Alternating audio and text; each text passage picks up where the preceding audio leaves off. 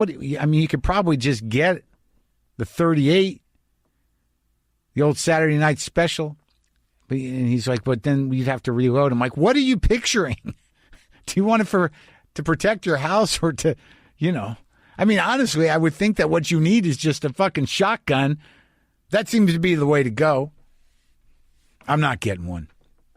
And it's sad of this panic that this divisive fuck has caused us.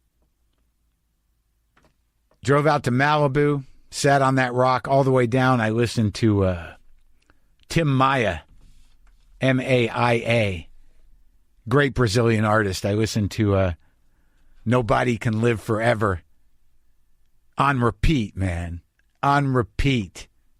It was he's an interesting character, and I enjoy that song. It's just a straight up, it's almost a fragment of a song. It's just a little 3-chord, slightly psychedelic funk groove. Nobody can live forever. One thing you have to agree with, and that's for sure, nobody can live forever, and everybody is the same. Sooner or later, you're going to understand that. Nobody can live forever. Nobody will know how I feel. Nobody can give the answers. Nobody can play but for real. There's no God, there's no heaven, there's no devil, there's no hell. Don't you worry. Don't you worry. Play your music. Play your music. Dig it. Happy birthday to me. Jews. Be honest with God. People. Hey, my dad's calling me. Hold on. Hello? It's your brother. I mean, your father, man. How you doing? It's my father, not my brother. I'm okay. How are you, Dad? Okay. Hey, you're 67? 57 years old, pal. Oh. Oh, nice to have you aboard. Thank you. How are you doing? Love you, man. I love you, too. All right. Yeah? Yeah. Did you do anything more as far as... Oh, well, not really. I'm just doing the podcast and stuff. And today I went down to the beach for a minute by myself and sat on a rock. And Netflix sent me a nice gift basket. So I ate some cheese and bread. And, I'm just trying to have a birthday over here. Bought some fish. Might eat some oysters. Oh, yeah, that's great. Okay. You sound, you sound good. You sound up to par. Good. I like to be up to par. Well, I love you, Dad. I love you, too. Take care of everything. Okay, you too. Bye. Bye. I'm up to par. Cecily Strong is here. Saturday Night Live is back this Saturday, October 3rd. We talked prior to the Emmys. She was nominated for the Outstanding Actress in a Comedy Series. And I'm a big fan of hers. Here we are. Here we go. This is it.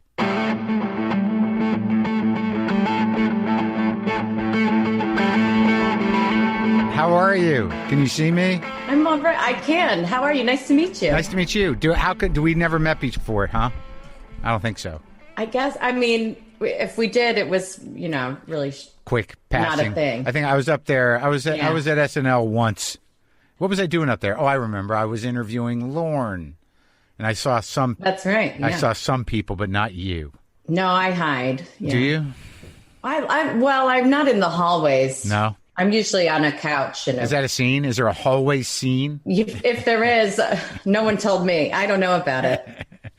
Where are you holed up? I'm in Rhinebeck. Oh, that's nice. It's really, really nice. Yeah, I'm trying to buy a house here now.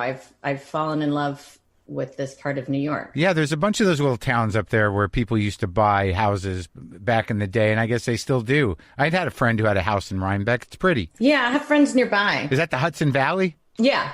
And how's it been going up there in the quarantine? Have you had tests? Have you had COVID tests? No, I haven't. No. It's only been my friend Kevin and I.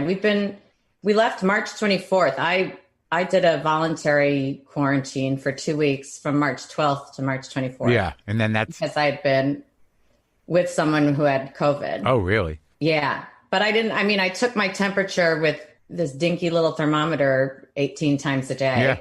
That's fun. So I don't think I had it then. Yeah. How's the person who had it? All right? Yes, he's better. Well, that's good. I mean, it's, every day a new article comes out that's troubling. About everything. About everything, right. But I'm always like, uh-oh, well, you might have organ damage now or something. God. As if I need anything else to make me think someone has organ damage.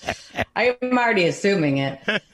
That we all have organ damage? That we're all dying every day. Of course. There's some catastrophe. How are you handling that? Do you go what's your stress level? Can you handle it? Or do you freak out?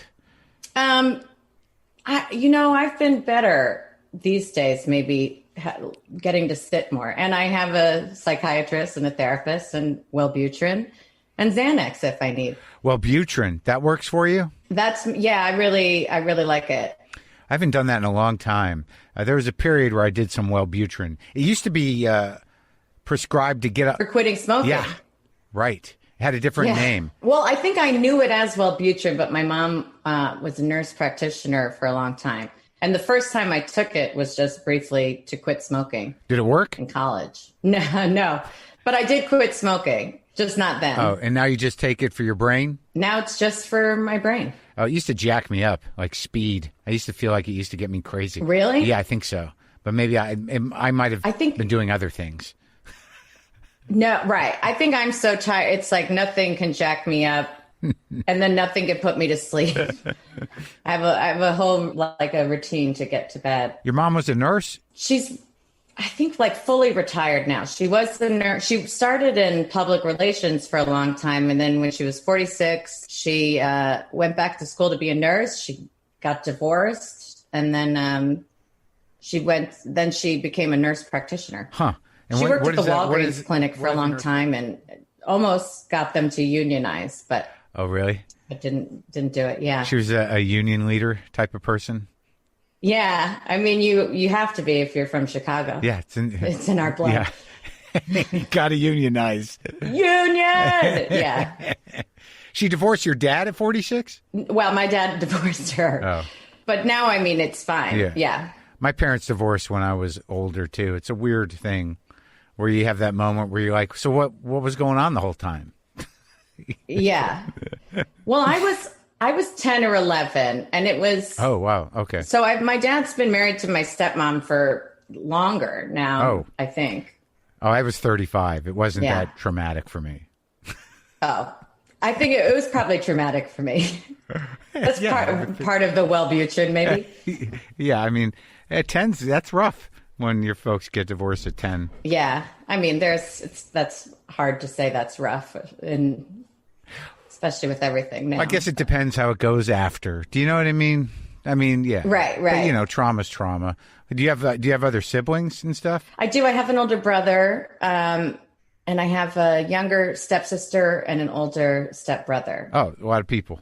Yeah. And you grew up the whole time in Chicago? Well, just right outside. I grew up in Oak Park. So I only say Chicago to people who are not from there. Oh, I like Chicago. I've grown to like it over the years. I mean, I went there a lot over the last decade, and it's got a real thing of its own. It's its own cool place. Yeah. Sometimes I love it and would have a lot of pride. And then sometimes I'm like, what are you thinking?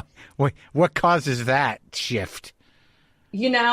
I think the only thing I can say off the top of my head that I remember, and this is so lame to use this as an example of why I think that, but it was when I went to New York, immediately I got invited to a Knicks game, and they really treat you really well at MSG. Yeah.